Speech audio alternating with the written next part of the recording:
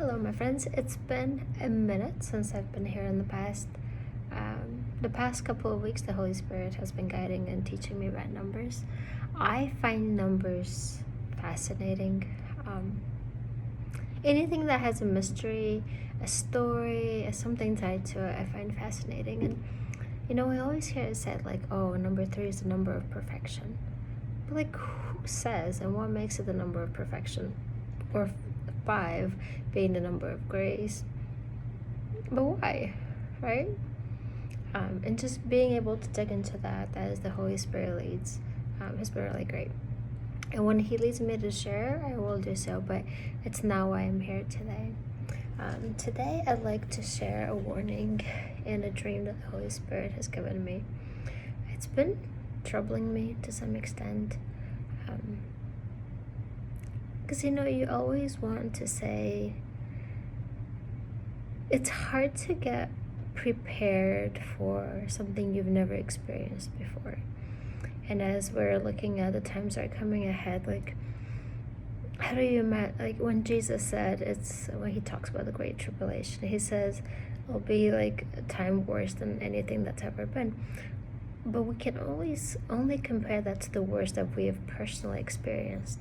And for some of us who've maybe been a bit more sheltered, more protected in the places where we lived or just in our lives, the worst that we've ever experienced is probably not that bad. So how do you prepare for something that is terrible when our meter level only goes so high? So 2-3 days ago, I had a dream. And in this dream, my family and I woke up early in the morning, we hop in the car, and we are going to the mountains. In the dream, they call that Strawberry Hill. I'm sure something by that name exists, but it didn't feel relevant to the rest of it. We get in the car and we're driving. We had the GPS, we're looking the direction, like we're starting out. And as we're driving, I'm thinking, I was wearing a long sleeve, and I'm like, I wish I brought a jacket. I wish I thought to bring a jacket, because it's usually a little bit chillier in the mountains. And then I realized I didn't have any food for the kids either. Like I said, we're just gonna stop along the way. Like on the way to the mountains, we'll stop and eat, and then we'll just grab some food to go the rest of the way.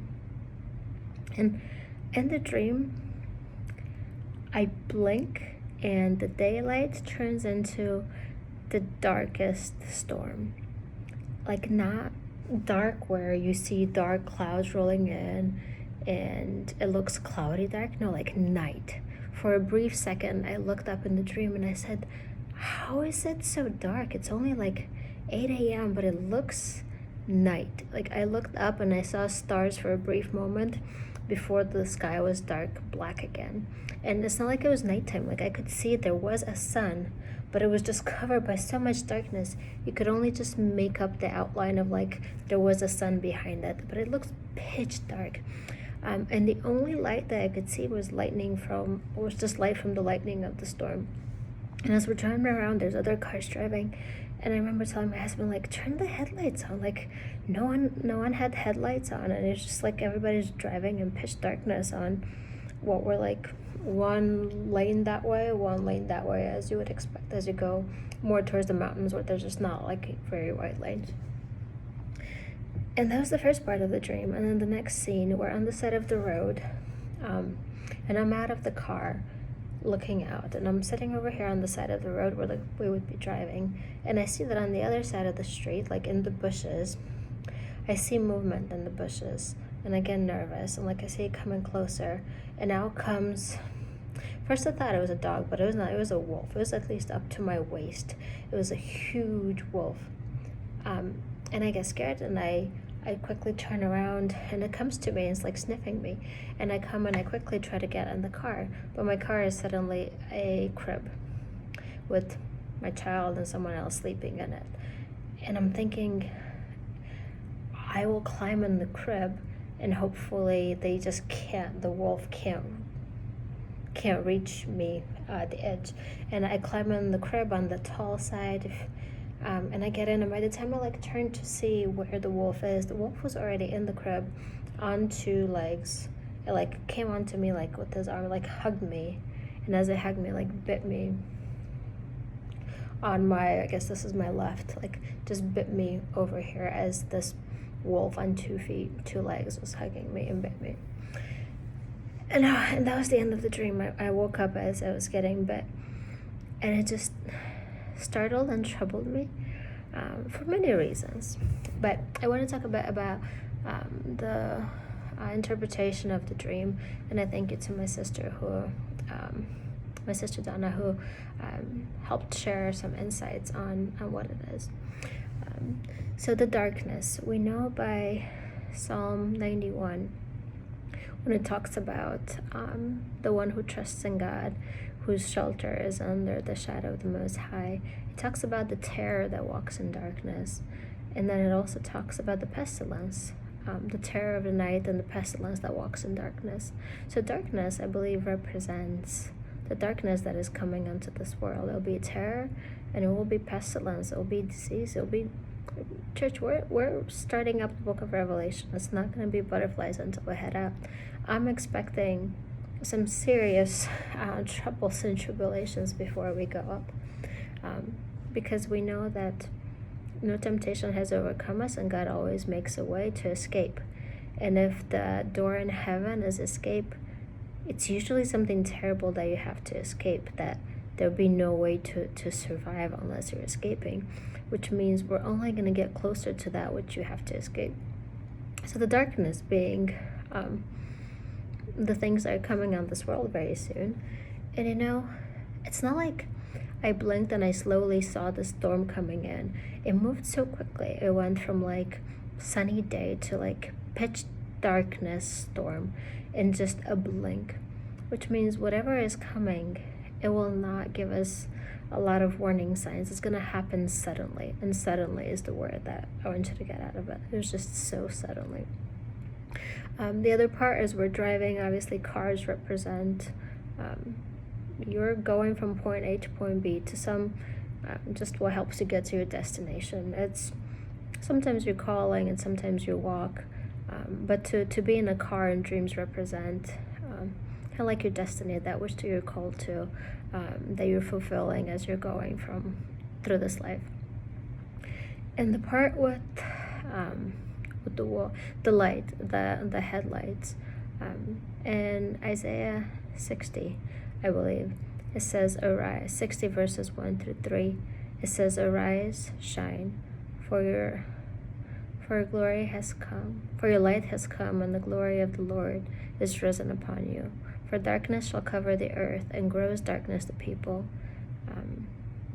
But the glory of the Lord will arise upon you. I'm quoting from memory. I don't have it before me. But there is a darkness coming. And we know that the wise virgins, those who are walking with the Lord, those who are awake, those who are ready, are to be a light during this time.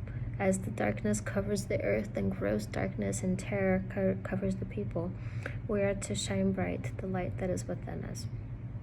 Now with the wolf, that's the troubling part.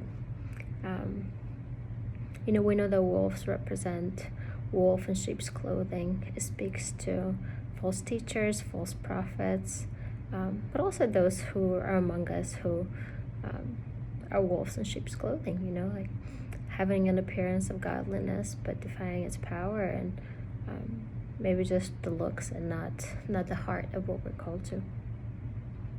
And the wolf being on two legs, like as opposed to 4, represents that it wasn't an animal. It's, at the end of the day, me personally, which is the worst part, I will be betrayed by maybe a close loved one, but also the church in general. This warning is not just for me. Darkness is not coming just for me.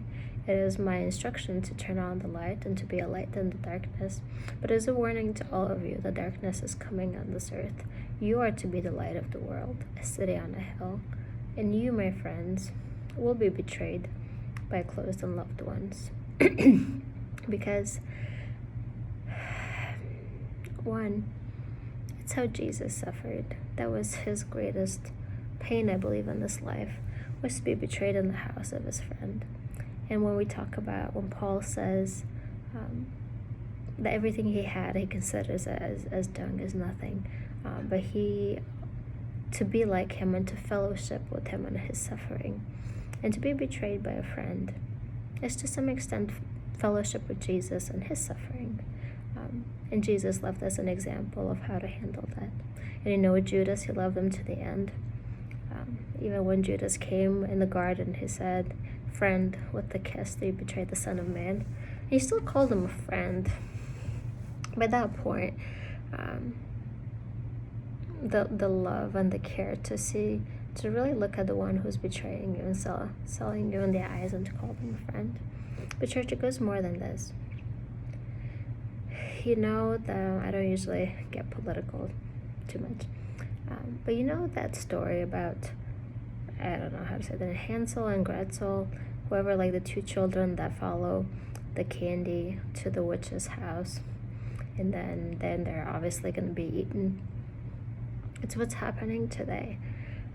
There is a leader in power, Mr. Trump, who is putting out candy,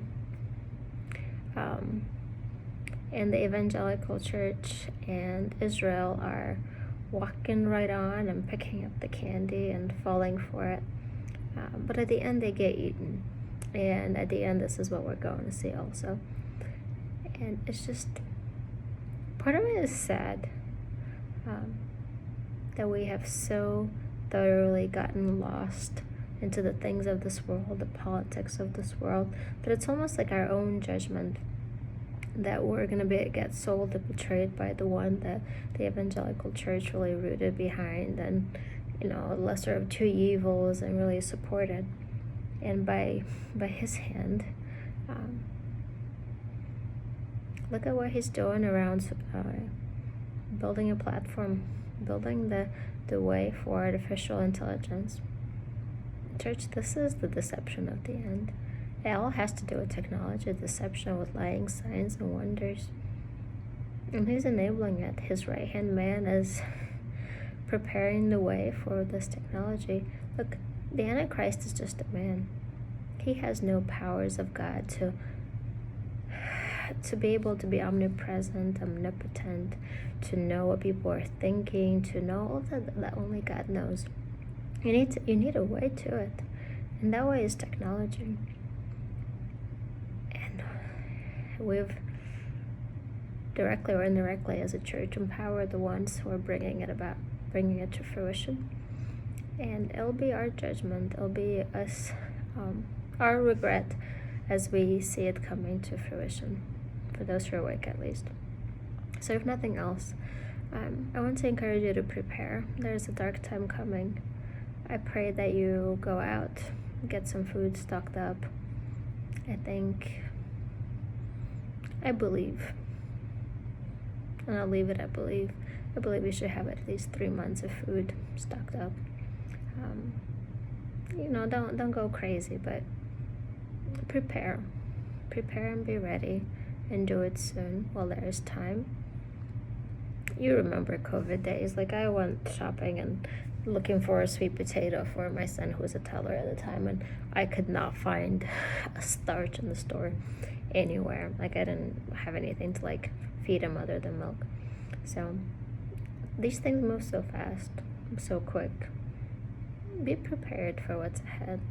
Know that if it looks good today, it won't look good tomorrow. We're talking about suddenly, and suddenly doesn't give you a warning. And I pray that you take that to heart, prepare physically, but build your faith. This is the time to build your foundation. This is the time to fix the cracks in your foundation, or else we're not going to stand. This is the time to be ready.